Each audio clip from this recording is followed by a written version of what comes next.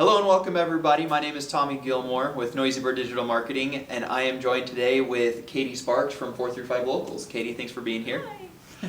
So as you know, Spotlight Southern Utah is a weekly podcast. We talk to a different business owner here in Southern Utah, and I'm really excited to talk to Katie because she's super passionate about growing businesses here in Southern Utah, and actually she's one of the reasons that I can attribute my success. So we're going to talk a little bit about the Cedar City Small Business Networking Group here. But Katie, I'm excited to chat today. Awesome, me too. Thanks for having me. Yeah, so tell people a little bit about how you got into entrepreneurship and what is 435 Locals and what do you guys do? All right, it's a long story. So those are two different questions. Okay. Because entrepreneurship, I grew up in a family of entrepreneurship. I started my first business at 16. Wow. I've never really had a job. I kind of tried it because sometimes if you guys are entrepreneurs, you know, you get stuck. You're like, oh, I need money. I need to do this. So I go get a job. And then once I get in there, I realize I'm like, oh yeah, I'm really working a lot of hours for, if I just put these hours into my business, okay, I'm done. So any jobs I have had were when I was younger and very short-lived. Yeah. So entrepreneurship is just kind of what I do. That's awesome. So you don't like being, is it that you don't like being told what to do, or do you just value things in entrepreneurship more? What do you feel like? Yes and yes. Okay. Both things can be Very true. much personality-wise. I don't. I like to think outside and color outside the lines. Pretty much everything I do in life is wrong in some sense, but then it turns out right, so that's okay, or right for me. Yeah. But that's the life of an entrepreneur. But the other part is that there is a lot of passion to having your own business, to starting your own business, to entrepreneurship world. A lot of our communities thrive from small businesses. And so I do have a big passion in that. I do believe that it's a really good route for just about anyone that has the heart for it. And it's really good for our communities. Yeah. And I know that something that you try to do is connect these small businesses a lot, right? That's sort of what 435 Locals Yep. is built on, and also just, you know, some of the other things that you've done outside of 435 Locals. So talk a little bit to that. So I guess that answers your second part of the first question, right? Is what led to 435 Locals, which even started with the Cedar City Small Business. So I landed back in my hometown in Cedar City. I said a couple of years ago, but I actually think it was 3 years ago, we were talking this morning, that I started the Small Business Networking Group, and I started it without a business. I didn't have a business. Do you remember that? I don't know if you were there. Yeah. I just want to help businesses, but I don't really have a business. I had no intention with the group of anything personal with a business with me with it. I just loved it. We started it. It took off, and that really did set some foundations to 435 Locals. I wanted small businesses to be able to continue to grow, connect, and have the relationships and fill the need here in Southern Utah to help them succeed. So the tagline for 435 Locals is Connecting Southern Utah. So not only are we connecting all of Southern Utah, Cedar City, St. George, Beaver, Kanab, Brian Head, bring it all together. We're connecting community with small business, which is huge for community to even know what businesses are out there they can use without having to go to the big mom and pop shops. And then connecting business owners with each other, building relationships. It's just like the whole business of 435 Locals is about connecting. Even our event calendar is huge. It's one of the funnest things, probably, is that the right word to use, about 435 Locals, right? We have over 500 events. It's huge. We send out a weekly email blast about things going on. That's just about connecting the community. That's living and being a part of the community, going to the fun events. There's so many different things going on, from just little classes to festivals, of connecting the community to know more and be a part of living here. Yeah, it really is a great hub. Like, you know, whether you're a small business owner and you want to like connect with other small businesses, or if you just live here locally and you're like, I want to get more involved in the community. I want to know about these events that people are putting on and things like that. And what's great is that there are a lot of free options for even business owners to post things that are happening. You know, you can have a business directory add-on. It's very affordable. We can talk about that if we want to. But I mean, all of these things are great because it really acts as a hub for people that want to get out more, want to be more involved in the community, and support people locally here as opposed to, big corporations. Yep, yeah, it's really big. So yeah, it's always free to post an event on the calendar. So if you are watching and you are a business or someone who's running an event, make sure that you post it. It's absolutely free. We do offer very affordable event promotions if you want to get more than the free calendar listing. If you want to get some more social media posts or be part of our email blast, we have that. You can always reach out to me and talk to me, but the information's on the website for event promotion. But the other side of the business is still about connecting business. We offer listings on the directory, but we offer more than just listing. Our featured listing has turned into it's morphing into almost like a membership type thing, or just really at the end of the day, if you are a client of ours, we want to help you succeed. So I'm continuing to grow. 435 Locals is only a year old. And so I'm morphing it, as many small businesses, into what you guys need and what works for the community in filling our Connecting Southern Utah. So when you get a featured listing with us, you get listing on the website, you get social media stuff, and now you get to be a part of, we are connecting online with Zoom so we can connect with people from all over Southern Utah, connect with other businesses, to connect as advertisers. You only get to come to that if you're an advertiser. That's not it's not a membership program that anyone can come to. It's not anything else. We support all that. We love all the chambers. We work with all the chambers. We are connected. We want to connect everybody. We want to support all of the businesses. We want you to go to the different chambers and go connect in person. We want you to connect in all of your different ways that you do. We are just one more piece of continuing to help our advertisers work with each other and get to know each other more. And so we just are growing in so many ways. One of the ways we're doing is we're creating booklets. Like, we're even bringing print to this world. I think we live in a digital world, but here in Southern Utah, we still live in a print world. So we did this booklet as a trial, the first this year. Yeah. It's been a good hit, but not perfect, like anything else. We got to learn, we got to grow from it. So we're just going to continue to do different booklets to help, again, connect those that maybe are more of a print or even just marketing around to the community to bring things more together.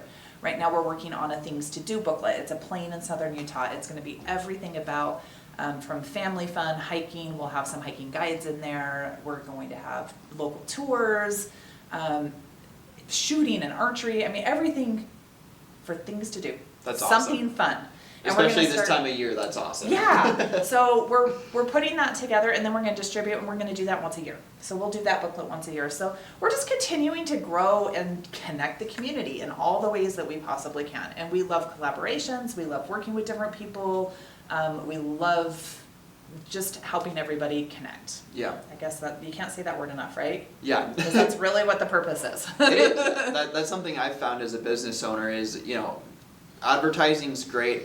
And it's important because what it really does is it opens more doors for people, right? It's about making a connection that is the right fit for, a client or a consumer or whatever that is. And so this is just another avenue for people that want to get their business out there and are looking for ways to, give back and be part of the community. So you talked a lot about, we're a small business also, we're growing, we're finding the needs of our clients and how to fulfill them. Mm-hmm. You've done this multiple times. This isn't your first business, like you said. What would you say has been the most challenging thing that you've had to overcome in business, and what did you do to kind of overcome that hurdle?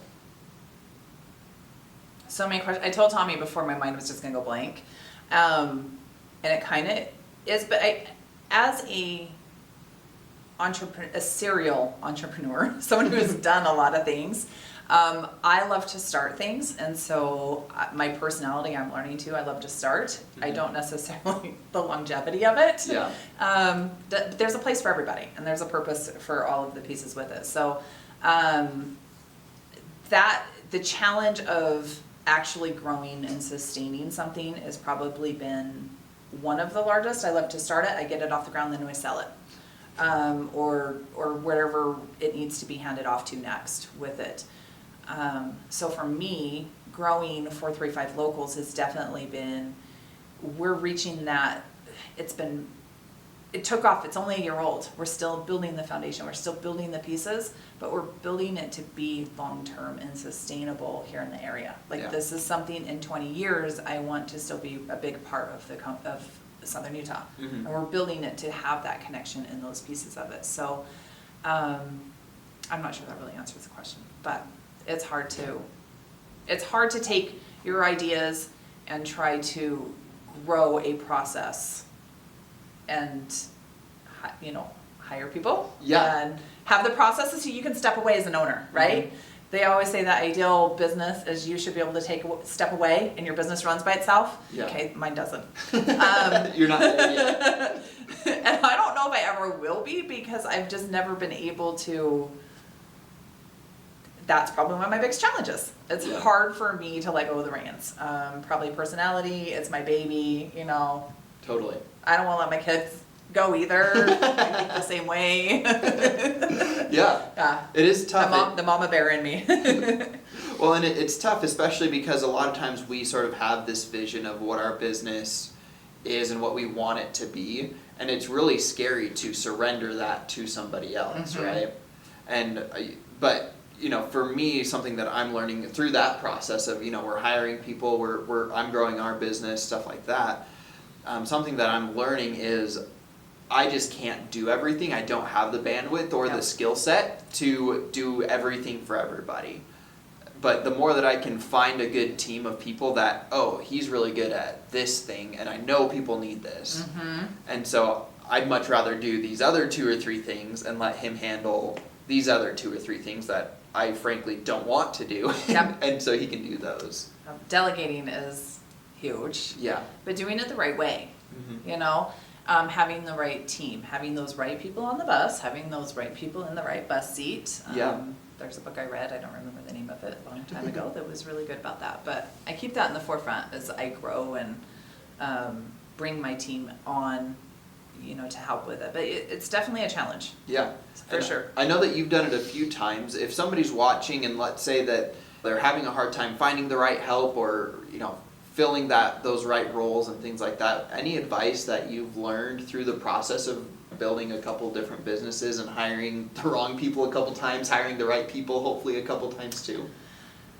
Don't give up, and I think that's probably everything in entrepreneurship. Don't give up. It's gonna be frustrating. You're gonna spend a lot of time and a lot of money training that may be the wrong person, and you may have the wrong person on collaborating.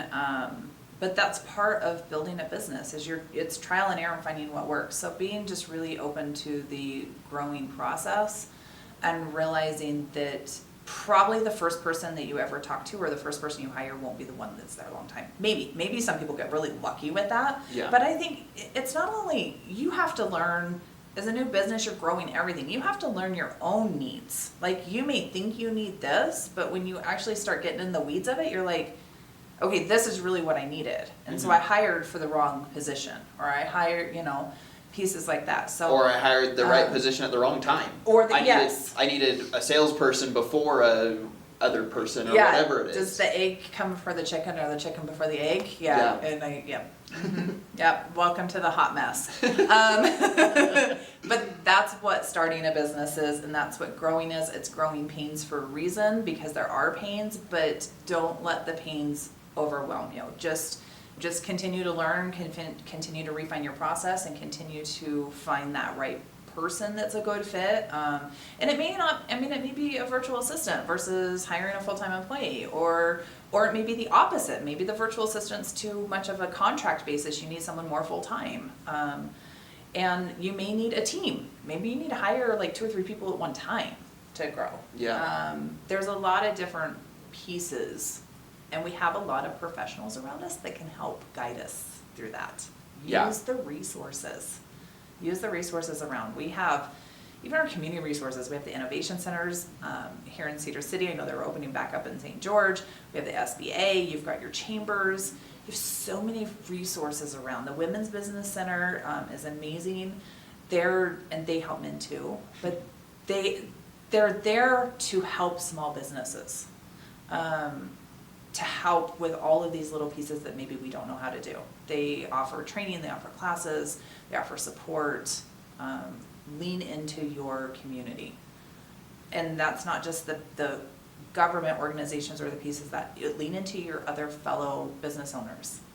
That's something Build I've been relationships. Yeah, that's something I've been really surprised in entrepreneurship is, I would say 7 times out of 10, if I reach out to another business owner and I say, hey, I just have this question, like I've found mentors by asking people that know more than me questions. Mm-hmm.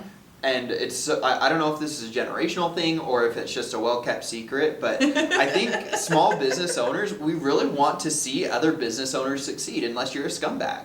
Like, if you're a scumbag, we don't want to see you succeed. I find that too. I mean, in the whole realm of all of the different ways of doing business and being and collaborating, I definitely find a lot more people that want everyone to succeed. They want to help. There's collaboration over competition, right? Yeah. There's a space for everybody.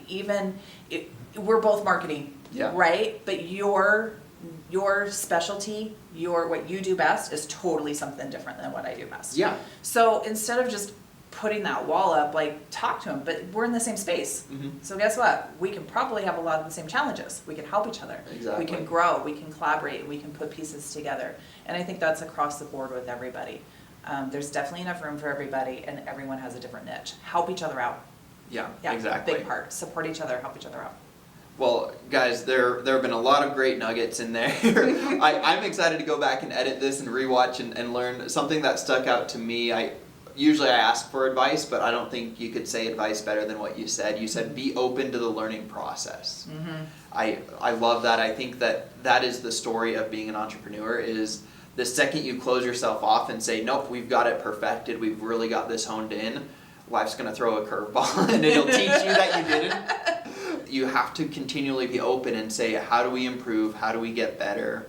And how do we continue to be the best business for our clients and for the people in our community? And continue, I think, to define who you are.